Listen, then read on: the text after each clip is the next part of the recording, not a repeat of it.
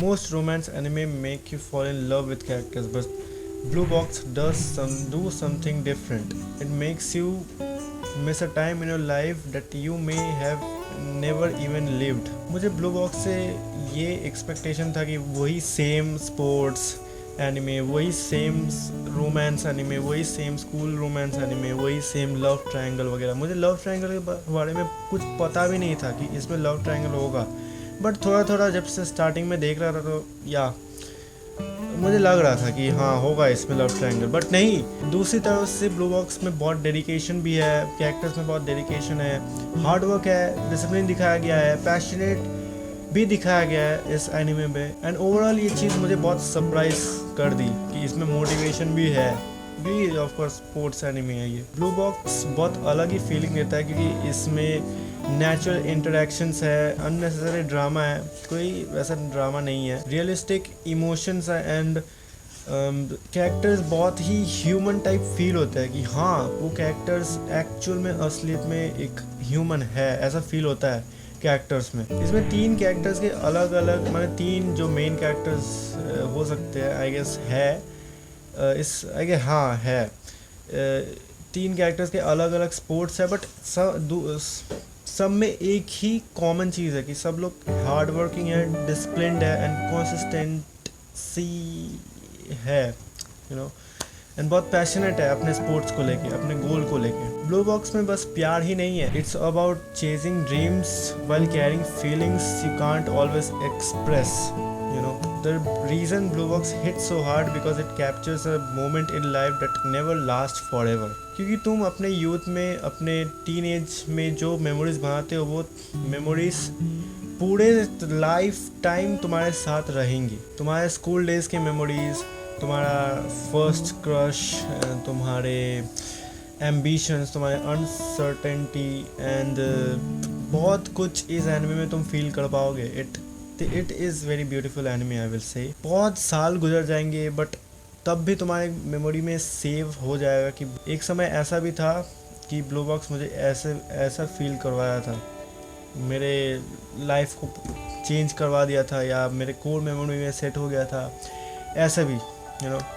And चाहे तुम blue box के प्लॉट्स भूल सकते हो बट उसके ब्यूटीफुल मेमोरीज तुम्हें हमेशा याद रहेंगी. अब मैं स्पॉयलर्स देने वाला हूँ थोड़ा सा, ठीक है, तो किसी ने अगर ब्लू बॉक्स नहीं देखा है तो प्लीज़ जाके पहले देखो उस चीज़ को. इतना ब्यूटीफुल एनिमे है कि मैं बोल नहीं सकता, मैं एक्सप्रेस नहीं कर सकता. बट इसके बाद मैं स्पॉयलर्स देने चालू करूँगा तो फिर मत बोलना कि यार तूने तो स्पॉयलर दे दिया भाई, मैं तो देखा ही नहीं था, सब मज़ा किरकिरा हो गया. जाके देखो भाई, क्या कर रहे हो भाई, you are so much missing it out now.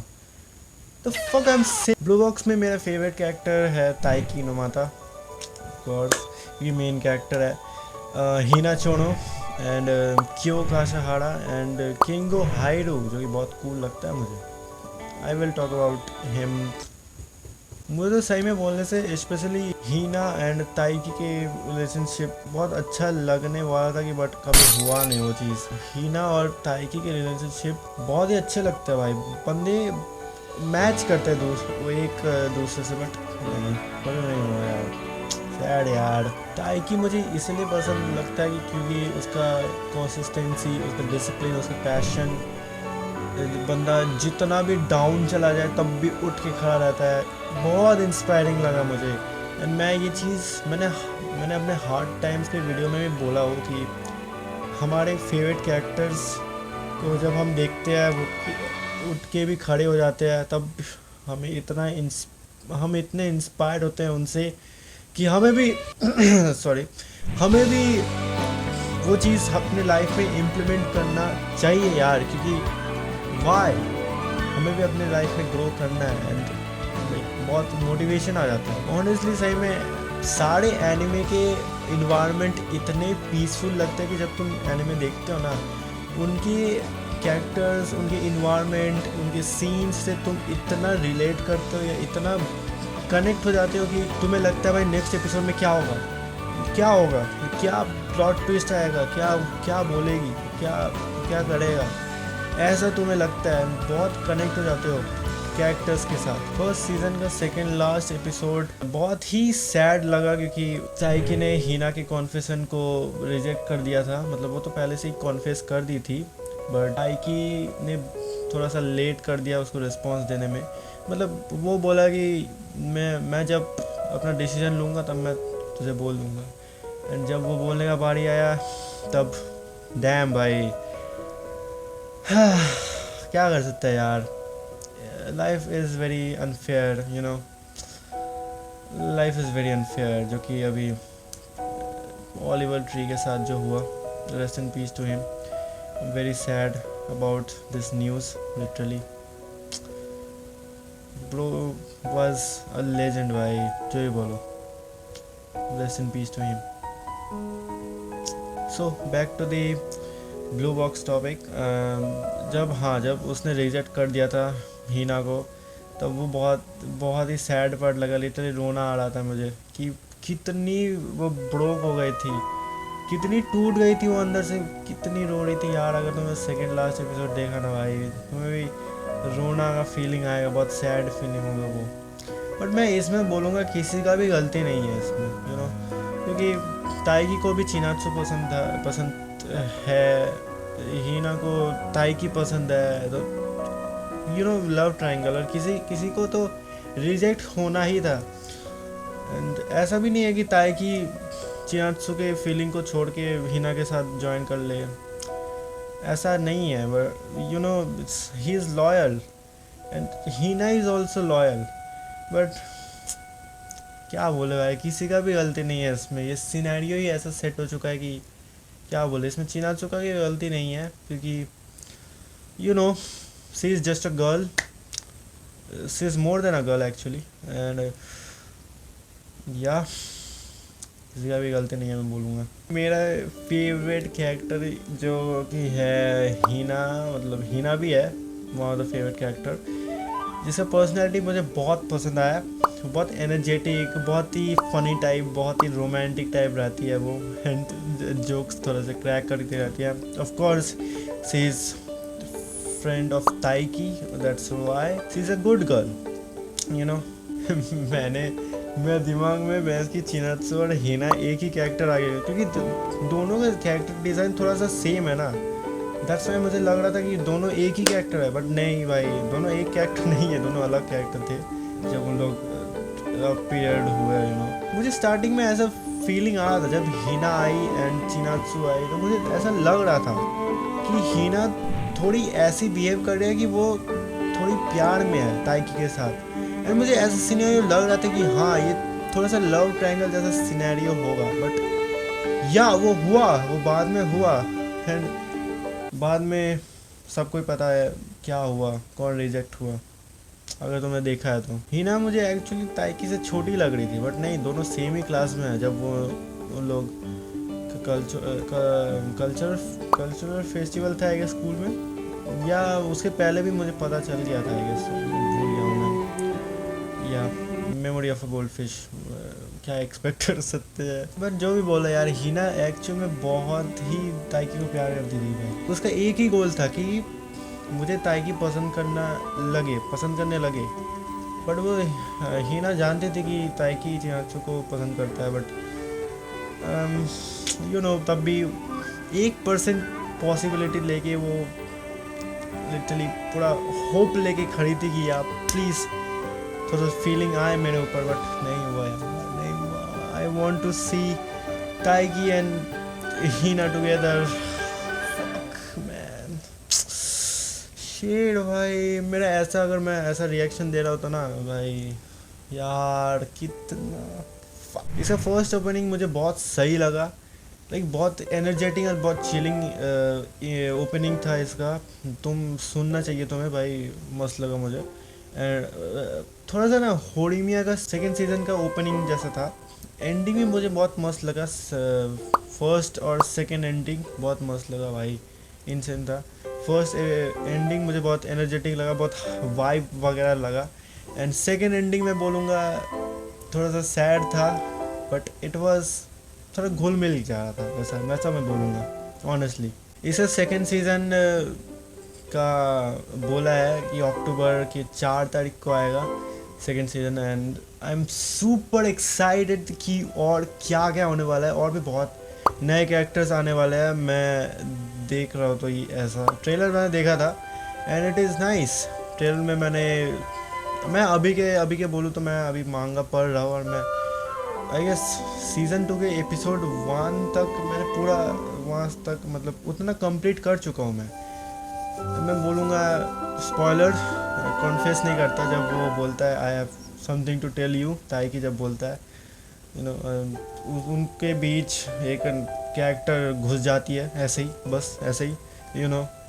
क्यों मैं डायरेक्टली क्यों बोलना, इनडायरेक्टली बोलूँगे। ऑफ कोर्स मैं इसका भी मांगा पढ़ रहा हूँ, जो मुझे पीक लगता है सबका मैं मांगा पढ़ते रहता हूँ। यू नो थोड़ा सा लेज़ी हूँ मांगा पढ़ने में, बट पढ़ते रहता हूँ। मांगा में भी एक ही बहुत है। मैंने बोला था माई ड्रेस ऑफ डार्ली का मांगा मैं बोलूँगा, आई नो मैंने उसे मांगा कंप्लीट कर चुका हूँ, and I will share my opinions and thoughts about that you know इस वीडियो के बाद। आई गेस वो वीडियो आने वाला है, एंड ब्लू बॉक्स का भी मैं मांगा जल्दी से ख़त्म करके मैं अपना ओपिनियन वगैरह शेयर करूँगा कि मुझे मांगा कैसा लगा, एंड आई गेस थोड़ा सा स्पॉइलर भी दूँगा, उसे ले मांगा पढ़ लो। I will genuinely request you to, thank you. जो ताइकी का फ्रेंड है क्यों काशाहारा, इतना पता है बहुत नॉन चैलेंट है भाई बंदा, इतना कूल लगता है। बंदे ने लीवाई के जैसे हेयर स्टाइल करके रखा है, वो जो I don't know about the name of the hair style you know, but Levi के जैसे हेयर स्टाइल करके रखा है। पता नहीं ऐसा हेयर स्टाइल वाले इतने कूल क्यों लगते हैं बंदा। क्या ये लीवाई का ग्रैंड सन हो सकता है क्या, वी डोंट नो। बंदा चश्मा भी पहनता है, हाँ जी है क्या भाई। जो भी है, मैंने चिनात्सु सेंपाई के बारे में अभी तक कुछ बोला नहीं हो, because she is not my favourite you know as much as Hina. I will say she is also a hardworking, she is also consistent, passionate. मैं बोला ना सब में एक ही कॉमन चीज़ है कि बंदे consistent, disciplined, passionate है अपने स्पोर्ट्स के लिए, अपने गोल्स के लिए, एंड बंदी थोड़ी सी काम है।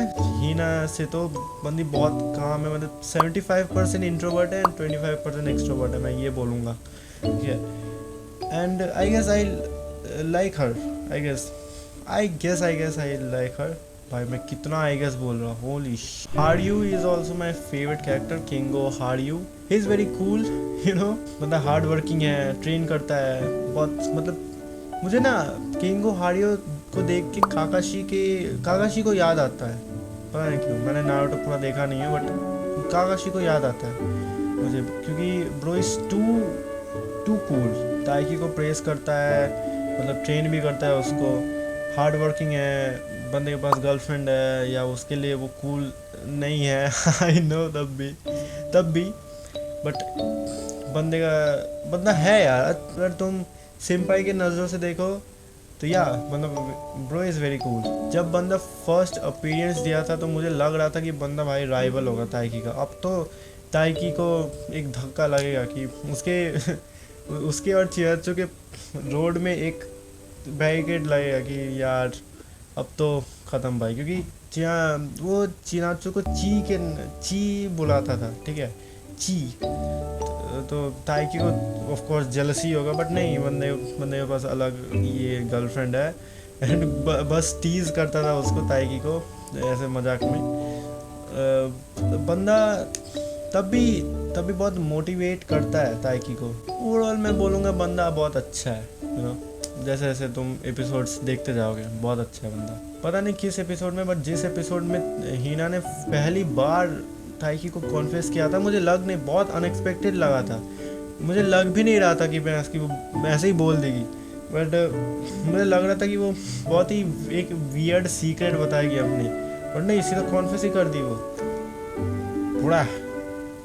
मुझे लग रहा था कि बहुत जल्दी नहीं हो गया कॉन्फेशन, कि वो कॉन्फेस ही कर दी लिटरली, ऐसे ही, बस ऐसे ही बोल दी वो, या एंड उसके बाद वो पता ही नहीं। सीज़न 1 के लास्ट एपिसोड्स में आते आते एक नई कैरेक्टर इंट्रोड्यूस हुई थी, जो हारियो की गर्लफ्रेंड की बहन है, जिसकी नाम है I am a something I guess, I am a Moria या, जो कि लिटरली इतनी प्लेगल टाइप है भाई। मुझे लग रहा था कि ये जो तुम्हारा लव ट्रायंगल है फोर्थ ट्रायंगल हो जाएगा, मुझे ऐसा लग रहा था। फोर्थ ट्रायंगल नहीं होता, स्क्वायर हो जाएगा ऐसा लग रहा था। बट नहीं, वो उसी अलग ही चॉइस है। वो कितने कितने को लेके कितने कितने को छोड़ दी या वैसे टाइप की गर्ल है वो। पता नहीं, मांगा जब पढ़ूंगा मैं, आगे बढ़ते जाऊंगा मांगा में, तो पता नहीं क्या ही बैक स्टोरी रहेगा उसकी एक्चुअली। एंड बट बंदी तब भी ठीक है यार, तब भी काइंड है। जब हीना बहुत रो रही थी जब उसकी रिजेक्शन हो गई थी, जब ताइकी ने रिजेक्ट कर दिया था उसको, तो तब हीना बहुत रो रही थी, ठीक है।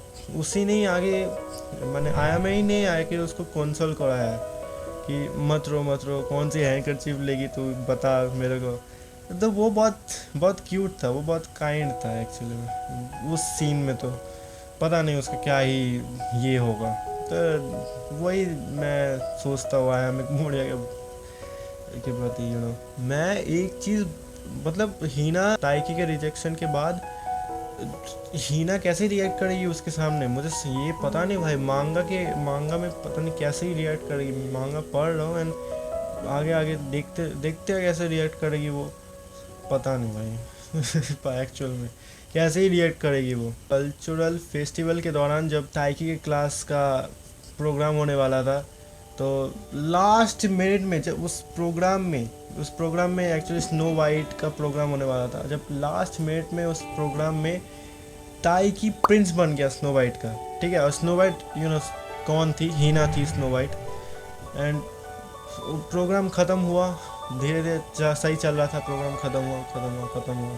और लास्ट में जब किस करने का बारी आया, तो मतलब उन लोग फेक किस कर रहे थे उस टाइम, बट जब उसके बाद का सीन, उन लोग के ऊपर एक पता नहीं क्या बोलते उसको, समझ नहीं आ रहा, वो बॉल एक गिर गया एंड ताइकी ने हीना को बचा लिया, ठीक है। एंड आई गेस उसके बाद उन लोग का ऐसा दिखाया कि किस हो गया था उन लोग का, वो कौन सी मतलब उस एक्सीडेंट के बाद। बट नहीं हुआ था उस, मतलब पेपर दे दिया था उन लोगों के सामने। मैं क्या कैसे एक्सप्लेन करूँ भाई, तुम्हें देखना पड़ेगा। फक, देखो भाई देखो, क्यों नहीं देख रहे। या this is my opinions and thoughts about blue box anime. It is, मैं बोलूँगा overall it is very beautiful anime. मुझे फर्स्ट क्योंकि ये 25 एपिसोड्स का टोटल सीज़न 1 है, तो मुझे ऐसा एक्सपेक्टेशन नहीं था कि इतना मस्त एनिमे होगा ये। बट नहीं, धीरे धीरे जब मैंने लास्ट एपिसोड देखा एंड फिनिश कर दिया, तब मुझे रियलाइज़ हुआ कि I just watched peak, I just finish the peak, मैं यही बोलूँगा कि बहुत अच्छा एनिमे है, तुम देखो। ओवरऑल मैं बोलूँगा 9 आउट ऑफ 10 मैं बोलूँगा इतना, क्योंकि अब सेकेंड सीज़न आने वाला है, तो देखते हैं उसमें क्या होने वाला है। या और भी अगर एनिमेज तुम मुझे सजेस्ट करोगे तो मैं ज़रूर देखूँगा वो चीज़, एंड उस चीज़ के बारे में मैं अपने ओपिनियंस एंड थॉट्स वगैरह सब शेयर करूँगा कि मुझे इस एनिमे में और क्या क्या पसंद लगा, ऐसे करके मैं शेयर करूँगा। और या माय ड्रेस अप डार्लिंग मांगा और भी बहुत जल्दी आने वाला है, तो उसके लिए प्लीज़ वेट करो प्लीज़, मैं वीडियो बनाने वाला हूँ उस चीज़ का। तो या this is all about blue box. Yeah, let's end this video. Thank you for watching, and please subscribe my channel for more such contents. Thank you.